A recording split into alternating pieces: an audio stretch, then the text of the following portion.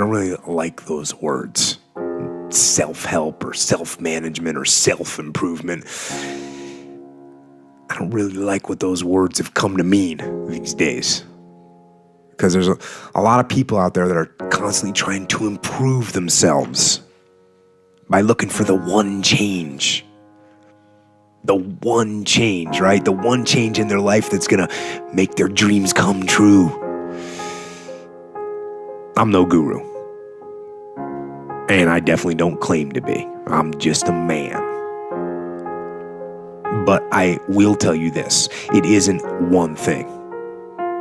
And it isn't 10 things. And it isn't 100 things.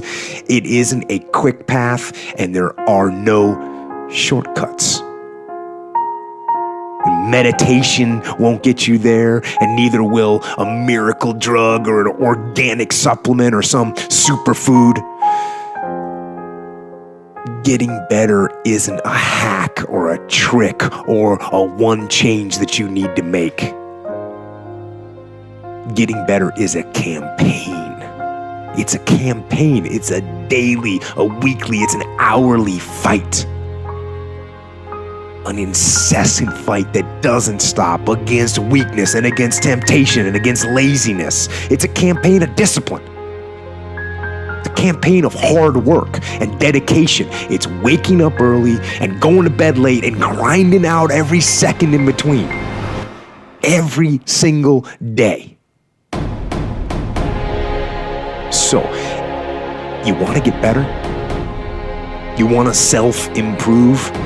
Stop looking for a shortcut and go find your alarm clock and find your discipline.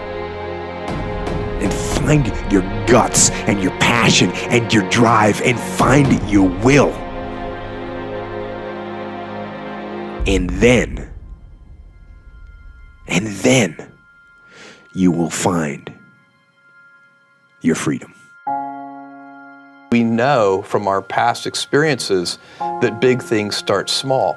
The biggest oak starts from an acorn, and you've got to recognize, if you want to do anything new, you've got to be willing to let that acorn grow into a little sapling and then finally into a small tree, and maybe one day it'll be a big business on its own.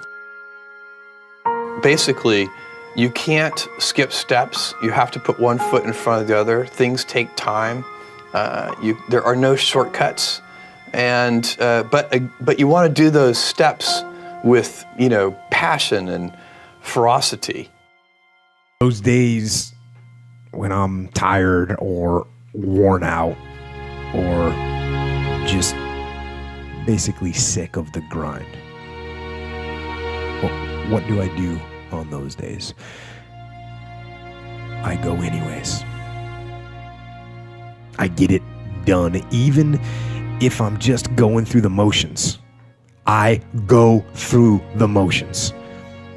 I don't really want to work out. I work out. I really don't want to hammer on a project. I hammer on the project.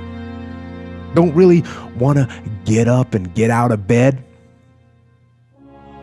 Yeah, I get up and get out of bed. Now, these could be signals that you need some time off. And those signals might be right. They could be correct. But don't take today off. Not today. Wait until tomorrow. Don't give in to the immediate gratification that is whispering in your ear. Shut that down.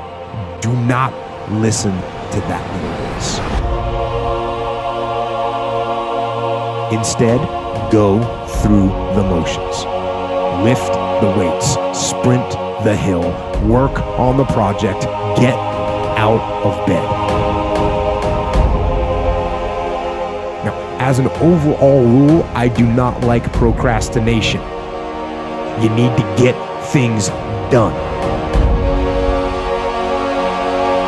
But if you are going to rest, that is one thing that you should procrastinate on. That's the one thing I want you to put off until tomorrow. And if, when tomorrow comes, you still feel like you need to rest or you need to take a break, then okay. Take it. But the chances are you won't. You won't need that rest. Chances are you will realize that the desire to rest was just weakness. It was just the desire to take the path of least resistance, the downhill path, the easy path. And by simply going through the motions, you overcame that path. And you stayed on the righteous path, the disciplined path. You stayed on the war path,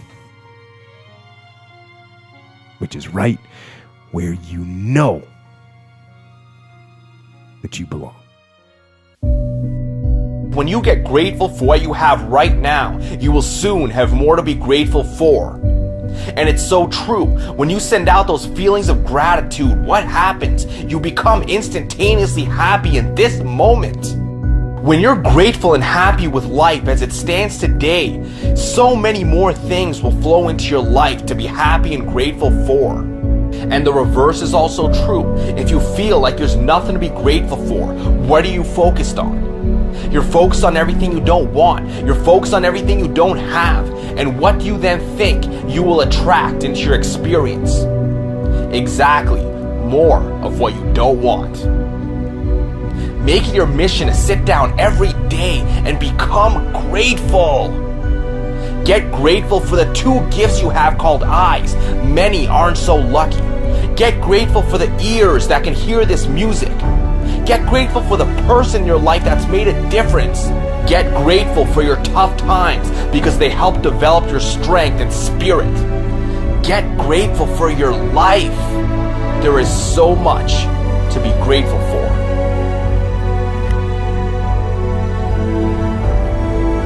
There's something to be said about being appreciative and grateful. You know, whether you're thanking God or life, or whether you're looking to a person in your world and just saying thank you, there's something really special about that. I mean, there's something very real about moments where you can just be by yourself and look at your life and just say thank you. You know, thank you for this gift. Thank you for this ride that I'm on. Thank you for this journey. And a lot of people go through their life without experiencing the beauty of these moments. Your life, although perhaps filled with many imperfections, is still an experience. It's an experience that people in their final moments would do anything just to grasp onto for a little while longer. Can you imagine, as you hear this, there are people who are having their final breaths, taking their final breaths on this planet, looking back at their lives and wishing they could have done more. Meanwhile, we have this experience. We're alive, we're breathing air, our hearts are pumping, our brain is doing billions of operations per second just to keep the game going for us. We can't find reasons to be grateful for that. We can't, as human beings, be appreciative for that. There is an entire spectrum of life you are missing out on when you don't take moments to just feel. Just feel! Just create moments of gratitude within yourself, just for the sake of being appreciative, for the sake of being alive. That alone will change your life. That will make you human again. That will disconnect you a little from this game of consumerism and this dog-eat-dog world we've allegedly created. That will disconnect you from the insanity of this society, and it will reconnect you with something greater than yourself. And I don't care what you call it. Call it God, call it the universe, call it life or magic. When you begin to be appreciative for life, there is a certain power that will bring you even more reasons to be appreciative. It's one of life's greatest paradoxes. When you're in a state of needing this and needing that, it doesn't matter how much you acquire, you'll never have enough. When you can have the courage to be grateful for what you already have, life will bless you with even more.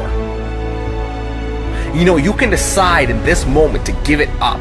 Give up the complaining, give up the blaming and the accusing, give up the gossiping and the whining, and instead realize you're on an incredible journey and fall in love with every second of it. That's when you'll truly come to life.